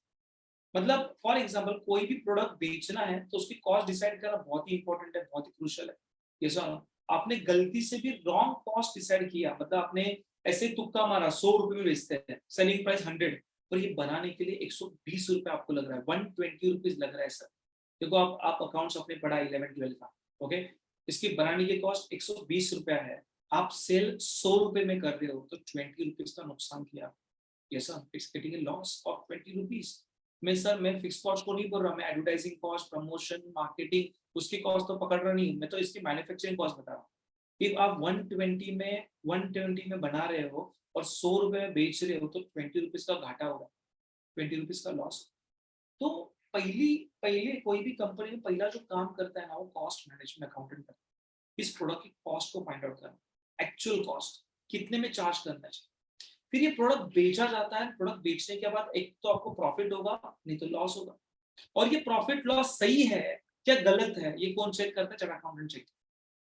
Are yes sir, getting my point what I am saying? और ये सही है गलत, चार्ट अकाउंटेंट ने ऑडिट किया, उसका इनकम टैक्स रिपोर्ट सबमिट किया income tax department. Yes sir, okay, company audit कर लिया। ये करने के बाद कंपनी सेक्रेटरी क्या करता है? कंपनी सेक्रेटरी इसको रिव्यू करता है और वो रिव्यू देता है डायरेक्टर्स को, ये रिव्यू देता है शेयर होल्डर्स को, मैनेजमेंट।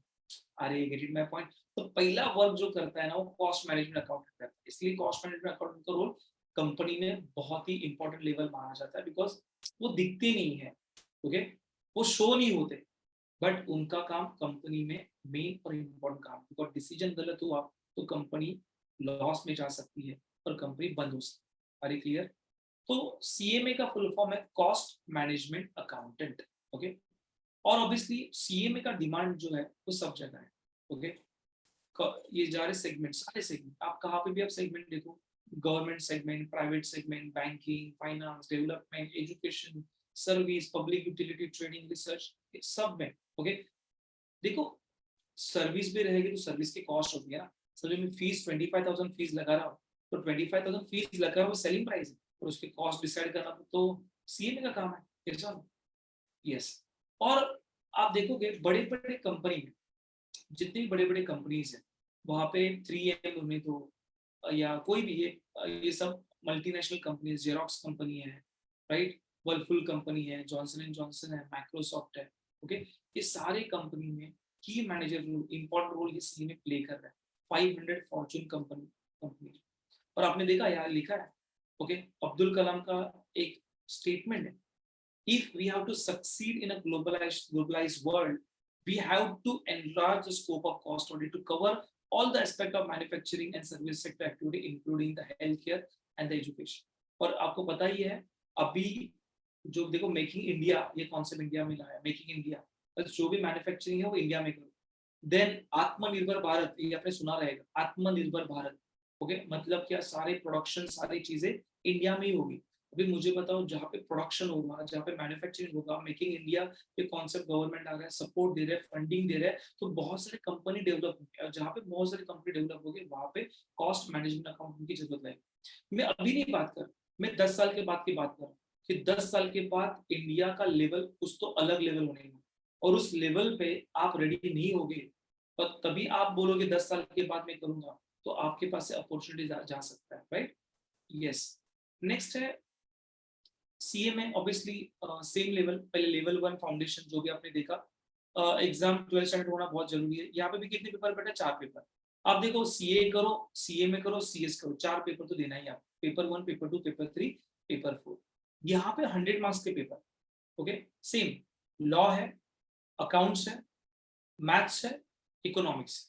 सीए का सिलेबस, सीए का सिलेबस और सीएमए का सिलेबस सेम। कॉस्ट सीए का सिलेबस और सीएमए कॉस्ट मैनेजमेंट अकाउंट का सिलेबस, दोनों का सिलेबस सेम है, कोई भी डिफरेंस नहीं एंट्रेंस एग्जाम। बट मैंने क्या बोला, सीए की एग्जाम 2 पेपर रिटर्न है, 2 पेपर एमसीक्यू है, बराबर ना?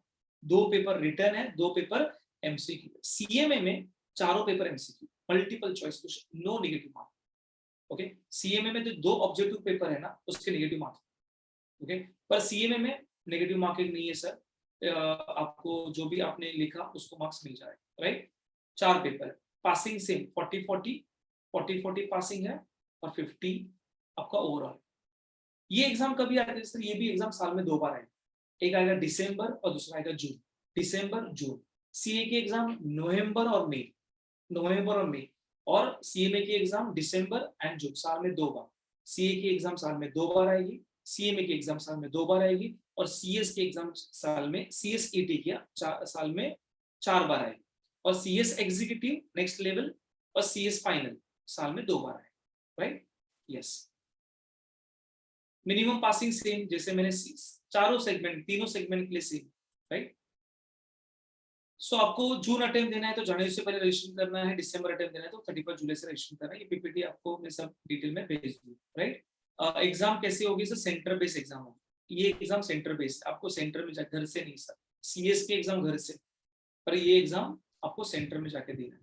पासिंग कितना है सर? ऑनलाइन का पासिंग 80% पासिंग था, तो अराउंड 70 to 80% इसके पासिंग हो गया। CA foundation, right? Yes. CA intermediate again यहाँ पे वही सेम 1 2 3 1 2 3, यहाँ पे 4 पेपर, यहाँ पे 4। पर आप देखो बराबर से ऑब्जर्व करो, यहाँ पे देखो लॉ है, अकाउंट्स दिख रहा है, फाइनेंशियल अकाउंटिंग है, डायरेक्ट टैक्स इनडायरेक्ट टैक्स है, कॉस्ट अकाउंटिंग है, दिख रहा है। देन ओआर ऑपरेशनल मैनेजमेंट, ये भी प्रैक्टिकल है, कॉर्पोरेट अकाउंटिंग ये भी प्रैक्टिकल है, फाइनेंशियल मैनेजमेंट ये भी प्रैक्टिकल है, मैनेजमेंट अकाउंटिंग भी ये भी प्रैक्टिकल है। समझ में आ रहा है? सीएस में सब थ्योरेटिकल है, सीएमए में सब प्रैक्टिकल है। ओके इसका पासिंग परसेंटेज बहुत अच्छा है सर। सबसे कम प्रैक्टिकल ट्रेनिंग सीएमए में 15 महीना, 15 मंथ्स। मतलब सीए में 3 साल का आर्टिकलशिप, सीएस में 21 मंथ का आर्टिकलशिप, और सीएमए में 15 महीने का आर्टिकलशिप, 15 महीने। मतलब सीए में आपका कम से कम 2.5 ईयर में खत्म हो। ओके सीए में 2.5 ईयर में खत्म हो जाए। हमारे 2 ऐसे स्टूडेंट भी है जिसका एसवाई बीकॉम में होते होते उनका सीए में इंटर क्लियर। ओके जैसे अभी टीवाई बीकॉम में वो लोग आर्टिकलशिप करेंगे एज ऑफ 21 में, सीए में फाइनल का डिग्री उनके हाथ। ओके अच्छा नेक्स्ट लेवल 3 से 4 पेपर इधर 4 पेपर इधर, आप देखोगे सारे प्रैक्टिकल है। मतलब पहला पेपर आपका कॉर्पोरेट लॉ है, फिर स्ट्रेटेजिक फाइनेंशियल मैनेजमेंट है प्रैक्टिकल है, डायरेक्ट टैक्स प्रैक्टिकल है, स्ट्रेटेजिक कॉस्ट मैनेजमेंट प्रैक्टिकल है, then cost management account practical है, कॉर्पोरेट फाइनेंशियल रिपोर्टिंग प्रैक्टिकल है, international indirect tax law practical है। Are clear? ये elective subject open are you guys? Passing same, minimum overall 50 चाहिए, एक subject में minimum 40 चाहिए। Are you with me guys? समझ में आ रहा है? ओके और सीए में सारे सेगमेंट के लिए यूजफुल होता है, समझा? और अभी राइट नाउ आप देखोगे सीए में करने से पैकेजेस कितना है सर? आपका highest package will be 18 lakh. Okay average monthly salary आप देखोगे 10 to 12 लाख एवरेज मिलती है। मतलब देखो एक्सपेक्टेशन कैसे हो, जो बंदा सीए बंदा है ना उसके expectation is around minimum 70 to 80,000 per month है। पढ़ाई भी 3-5 साल है बेटा, 5 इयर्स का प्रोग्राम है वो, 3 साल की आर्टिकलशिप, 1 साल का आपका सीए में सीए इंटरमीडिएट का प्रिपरेशन, और 1 साल का सीए में सीए फाउंडेशन, 5 साल का प्रिपरेशन। तो ऑब्वियसली पेमेंट भी उस साल का होगा। मैंने बोला ना learning is equal to growing and growing is equal to earning. तो जितना पढ़ोगे उतना पैसा बनाओगे। तो मिनिमम पे स्केल मिनिमम अभी के टाइम पे 70 to 80,000 for CS2। Okay CS के लिए मिनिमम पे scale will be 30 to 40,000 per month आएगा। सीएमए के लिए minimum package will be 50 to 60,000, 50 से 60,000 मिनिमम, 50 to 60,000 पर मंथ। मैं फ्रेशर के लिए बात कर रहा हूँ, I am not about the experience. जैसे 2 साल का एक्सपीरियंस आप एड ऑन करोगे ना बेटा, कम से कम ये सैलरी 1 लाख के ऊपर जाएगी गारंटी के साथ। ओके 2 साल एक्सपीरियंस और आपके कम्युनिकेशन या एक्स्ट्रा एड ऑन कुछ तो आपने किया, तो मैं 2 साल में गारंटी देता हूँ कि पर मंथ सैलरी आपकी 1 लाख के ऊपर डेफिनेटली होने वाली है। समझ में आ रहा है? Okay, so that's why professional degree हमारे लिए बहुत ही इंपॉर्टेंट है, इसलिए कॉमर्स प्रो बनना इंपॉर्टेंट है। अदरवाइज आप कॉमन बनोगे, जैसे डिग्री रहती है उसी तरीके से आप रहने वाले हो। ओके, सो हर्ष ट्यूटोरियल ये 3 ही डिग्री आपको ऑफर कर रहा है, 3 ही डिग्री, सीए, सीएस और सीए, तीनों भी डिग्री। ओके, और इसके साथ प्लस आप डिग्री भी कंप्लीट कर सकते हो, कोई भी बीकॉम और बैफ, ये तीनों भी लेवल आप ले सकते हो, बीकॉम ले लो या बैफ, तीनों भी ले लो, आपको मिल जाएंगे। राइट, सीए करोगे तो सीए के साथ बीकॉम, सीएस करोगे तो सीएस के साथ बीकॉम, सीएमए करोगे तो सीएमए के साथ बीकॉम। तो हमने जो लॉन्च किया वो सीए प्लस, सीएस प्लस और सीएमए प्लस, ये 3 कोर्सेज हमने लॉन्च किए। देखो हर्ष ट्यूटोरियल आपको हेल्प क्या करेगा। पहला, आपको तो पता ही है जो भी सीए कर रहा है उसके, और एग्जाम अभी सीए की एग्जाम की आपकी ऑफलाइन 2 पेपर रिटर्न है और 2 पेपर ऑब्जेक्टिव। ओके, कोई भी क्लास, कोई भी प्रोफेशनल क्लास है ना, कोई भी क्लास ये ना रेगुलर टेस्ट सीरीज लेता है। ओके, हर्ष ट्यूटोरियल ये डेली टेस्ट के ऊपर ज्यादा फोकस करता है, डेली प्रिपरेशन, सब्जेक्टिव पेपर का डेली प्रिपरेशन रहेगा, जो भी पेपर सब्जेक्टिव। तो जो सीए कर रहे हैं, हेलो, जो बंदे सीए कर रहे हैं, 2 पेपर है अकाउंट्स एंड लॉ, डेली आपको लिखना है, आके यहाँ पे लिखते जाना, तो प्रैक्टिस बराबर से होगा। जो पेपर ऑब्जेक्टिव बेस है तो उनका ओएमआर शीट के ऊपर टेस्ट लिया जाएगा, सीएस वाले का ऑनलाइन टेस्ट होता है तो उनका मोबाइल के ऊपर टेस्ट लिया जाएगा। ओके, फ्री रिकॉर्डेड लेक्चर मिलेंगे, जब तक आपका अटेम्प्ट क्लियर नहीं होता तब तक आपको रिकॉर्डिंग मिलेगा। क्वेरी सेशन, बैच साइज बहुत छोटी है, अबाउट 25 स्टूडेंट, कितना, ओनली 25 स्टूडेंट एक बैच में, मैक्स टू मैक्स 25 स्टूडेंट, उसके ऊपर नहीं। राइट, स्मॉल बैच रहने वाले, इसलिए आपकी कोई भी क्वेरी आप डायरेक्टली पर्सनली किसी भी टीचर को पूछ सकते हो, कुछ भी डरने की जरूरत नहीं। उसके बाद क्वेरी सॉल्विंग सेशन रहेगा, जैसा टॉपिक खत्म हो जाएगा तो एक दिन टीचर आपकी सारी क्वेरी को सॉल्व कर देगा। नो योर परफॉर्मेंस, जो as a mentor, okay, professional course का mentor as a CS, CA में सीएस, ओके, तो यहाँ पे मेंटोर का काम मैं करने वाला हूँ। तो ऑब्वियसली आपका परफॉर्मेंस क्या रहने वाला है, वो सब परफॉर्मेंस में यहाँ पे चेक करो। यस बेटा, मैथ्स बेसिक से ही सिखाया जाएगा ना बेटा, क्योंकि एसपी वाले बच्चे भी है ना। यस आयुष, मैथ्स बेसिक से ही सिखाया जाएगा, मतलब हम लोग पकड़ेंगे कि आपको 11-12 में मैथ्स नहीं था और उसको पकड़ के ही सब सिखाया जाएगा, डोंट वरी, समझा। ओके, उसके बाद फास्ट ट्रैक रिवीजन होने वाला है।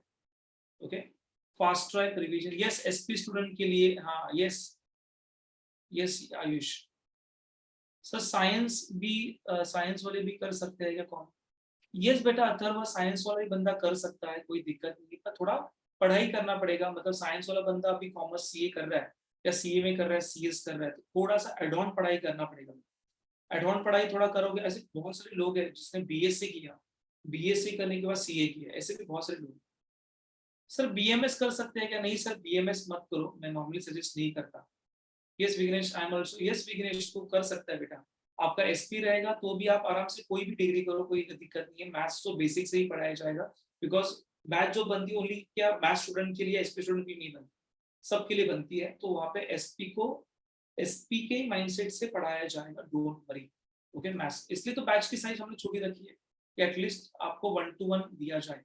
राइट, 2 मॉक टेस्ट राउंड हो गए। ओके, एग्जाम से पहले 2 राउंड, हमने 3 डिसाइड किए पर बोलने के लिए मैं 2 बोल रहा हूँ। सो 2 मॉक टेस्ट के राउंड हो, जैसे एग्जाम का पैटर्न होता है उसी तरीके से आप एग्जाम दोगे और आपको पता चलेगा कि आपका स्कोर कितना है। ओके सर, बीएमएस बैच कब से स्टार्ट होने वाला है। सर बीएमएस अथर्व चालू होगा in the month of June, result के बाद।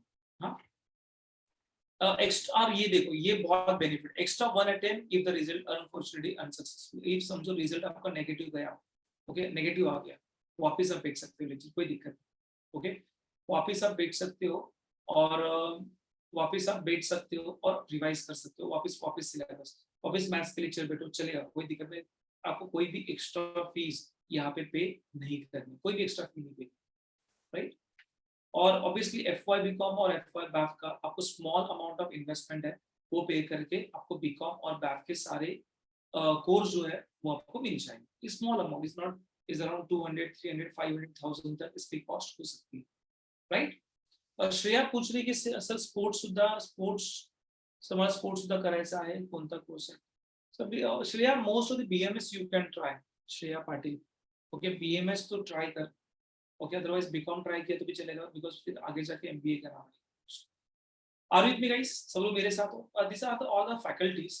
ये सारे professional faculties हैं जो professional पढ़ाते हैं. Around minimum 6 to 7 years industry में उनका expertise है, और ये faculty आपको सब सिखाने वाला है CA, CMA और CS थ्रू. ओके, इन्वेस्टमेंट कितना है सर? आप सीए फाउंडेशन करो, CSET करो, या CMA फाउंडेशन करो, 30, 20, 20 है, पर अभी ये डेट मैंने एक्सटेंड किया है. ओके, सो इस 15 अप्रैल तक, 15 अप्रैल तक ये डेट एक्सटेंड किया है मैंने. सो 15 अप्रैल तक आप एडमिशन लोगे तो आपके फीस से CMA फाउंडेशन से आपका 5,000 कम किया जाएगा, CSET से 3,000 और CMA फाउंडेशन 3,000. फी कितनी होगी?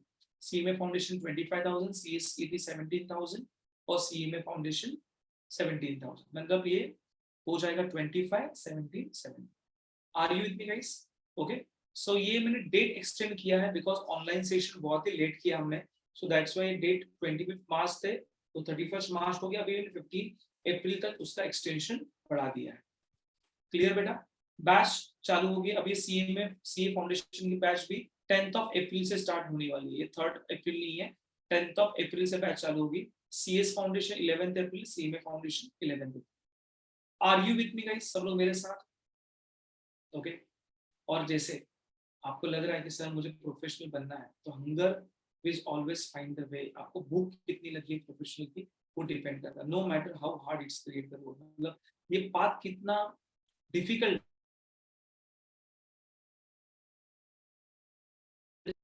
हेलो, मेहनत करना आपके पास, और जब तक वो आप मेहनत नहीं करोगे तब तक आगे नहीं बढ़ सकते, right? Are you with me? समझ में आ रहा है? यस, क्लासेस से थ्रू सारे नोट्स आपको मिल जाएंगे. देखो, CA करो, CMA करो, CS करो, मेन हमारा स्टडी मटेरियल ही इंपॉर्टेंट है. जब तक इंस्टीट्यूट का स्टडी मटेरियल कंप्लीट नहीं होता हम लोग एक्स्ट्रा मटेरियल के पास नहीं जाएंगे, बिकॉज पेपर उसमें से ही आता है, पब्लिक वो छोड़ के बाकी सब कर. क्लियर? तो ऑब्वियसली हमारा फोकस पहला रहेगा स्टडी मटेरियल, फिर रहेगा अदर एक्स्ट्रा सम्स. क्लियर? समझा दूं? Vighnesh, how to learn? Sir share market, जितना प्रैक्टिकली शेयर मार्केट करोगे उतना आपको अच्छा समझ में आ जाएगा share market. Clear? So practical आपको करना बहुत जरूरी है. ओके ओके, और जाते जाते जो मुझे बहुत अच्छा लगता है सर,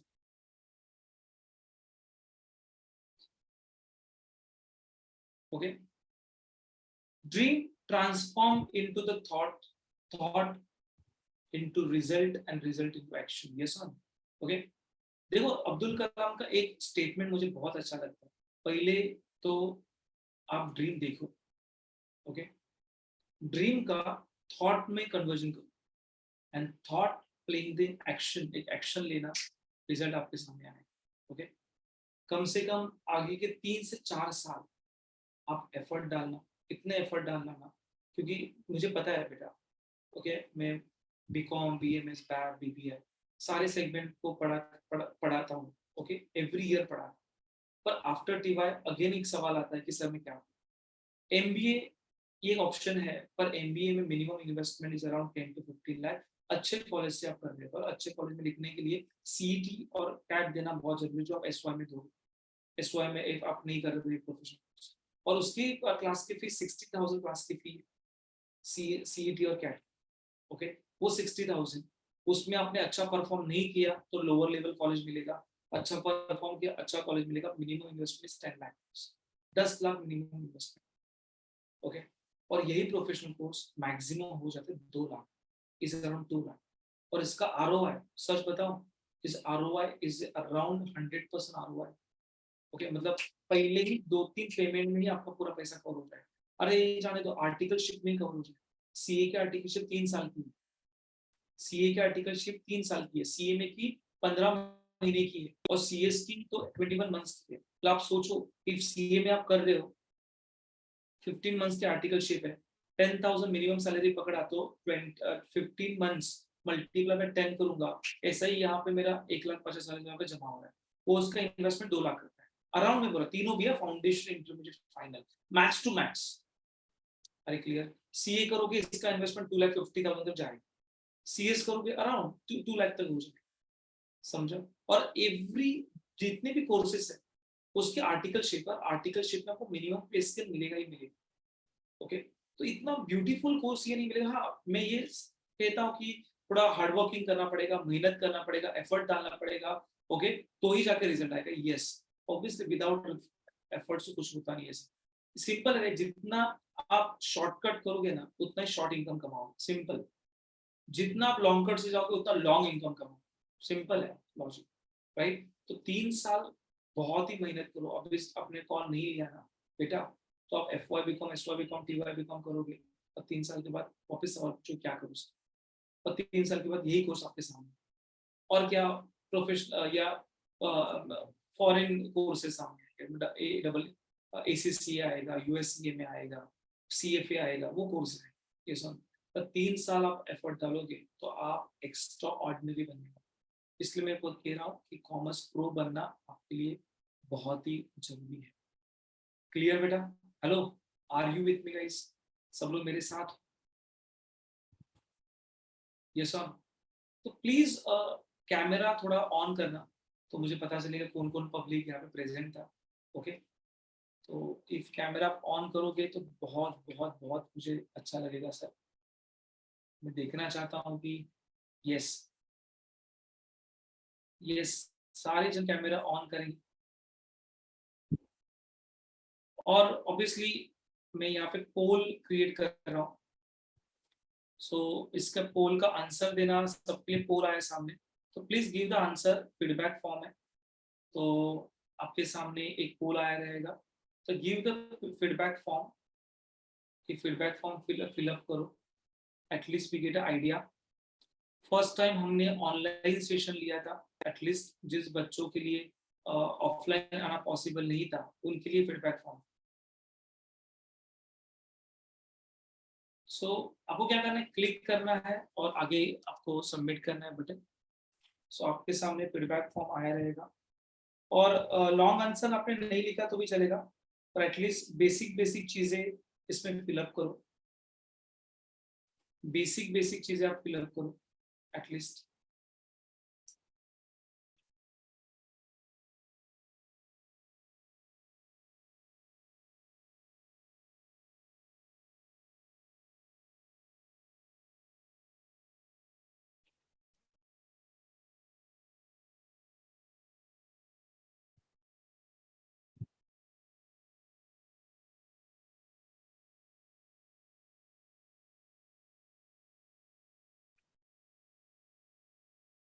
सो फटाफट से फिलअप करना है, we have less time, 5 minutes ही आपके पास। Please give the feedback.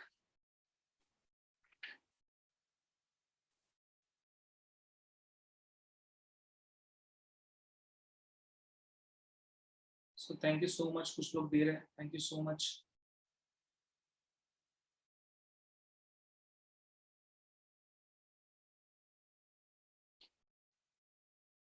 पांच 5 क्वेश्चन ही है। सो पहला क्वेश्चन वहां पे लिखा हुआ है कि ये सेमिनार कैसे लगा, excellent, very good, good, okay. तीसरा है कि what is the favourite part of this seminar, जो आपने सेमिनार सुना उसमें से अच्छा क्या लगा आपको, is about CA, CMS, CS, इसमें से क्या, कौन सी पार्ट आपको अच्छी लगी या क्या पार्ट आपको अच्छा लगा। उसके बाद ये सेमिनार आपको हेल्प कर सकता है क्या, तो येस और नो में आपको सवाल देना है, और ये सेमिनार इम्प्रूव करने के लिए क्या करना चाहिए, तो उसका भी आप आंसर यहाँ पे दे सकते हो कि क्या आपको इम्प्रूवमेंट के लिए नहीं देना है तो नो करके कमेंट करना वहाँ पे। और आप इंटरेस्टेड हो क्या 1-to-1 काउंसलिंग के लिए, तो आप इंटरेस्टेड हो तो यस करके कमेंट करना।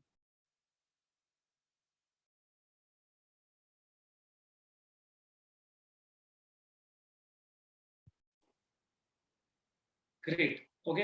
सो ऑन दैट नोट मैं यहाँ पे स्टॉप करता हूँ। हमारे काउंसलर आपको कॉल करेंगे और उन आपके पास से फीडबैक लेंगे, और उस टाइम पूरा डिटेल में उनके साथ डिस्कस करो, जो भी क्वेरीज है 1-to-1 मीटिंग में सॉल्व कर देना, जो भी मीटिंग होगी उसमें, ओके। और मुझे लगता है कि डिसीजन लेना ये बहुत ही इंपॉर्टेंट है, तो आपने डिसीजन नहीं लिया तो मे बी फ्यूचरिस्टिक गोल नहीं होगी, ओके। चलो, सो मैं ऑन दैट नोट यहाँ पे स्टॉप करता हूँ, मिलेंगे हम लोग 1-to-1 काउंसलिंग में, तब तक के लिए thank you so much, stay at home, bye bye, take care.